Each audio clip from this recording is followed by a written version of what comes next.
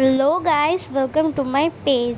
জানো তো আমি এরকম ছোট্ট ছোট্ট রান্না বান্না করেই থাকি। ছোট ছোট বলা ভুল হবে, অনেক রান্না করি আমি। জানো তো আমার স্বপ্ন ছিল শেফ হওয়ার, শুধু শেফ না, মাস্টার শেফ হওয়ার। বাট কিছু কারণের জন্য আমি হয়তো আর কোনোদিন শেফ হতে পারবো না।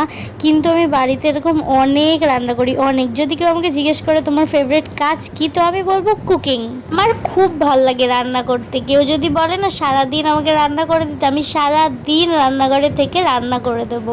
আমাকে কেউ কোনোদিন ওরকম হাতে ধরে রান্না শেখায়নি। যেটুখানি করি আমি ফোনে দেখেই করি আর নিজের থেকে করি। একটা জিনিসকে কেউ যদি মন থেকে খুব ভালোবাসে না, তো সেটা সে একা একা নিজেই করতে পারবে, কারোর হেল্পের প্রয়োজন হয় না।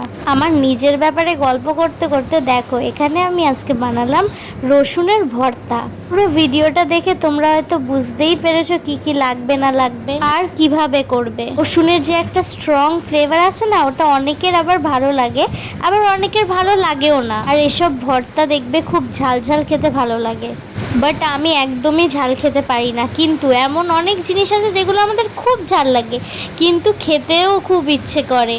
একবার জাস্ট এখানে ভর্তাটাকে দেখো কি ডিলিশিয়াস লাগছে না। এবার আমি ভাত দিয়ে মেখে এটা খেয়ে টেস্ট করে বলবো তোমাদের কেমন লাগছে। আশা করি ভালোই লাগবে খেতে, কারণ এসব ভর্তা আমার খেতে খুবই ভালো লাগে, খুবই ভালো লাগে। অ্যান্ড গেস হোয়াট, খুবই ভালো হয়েছে। ভিডিওটা ভালো লাগলে প্লিজ লাইক, কমেন্ট আর শেয়ার করে দিও। টাটা।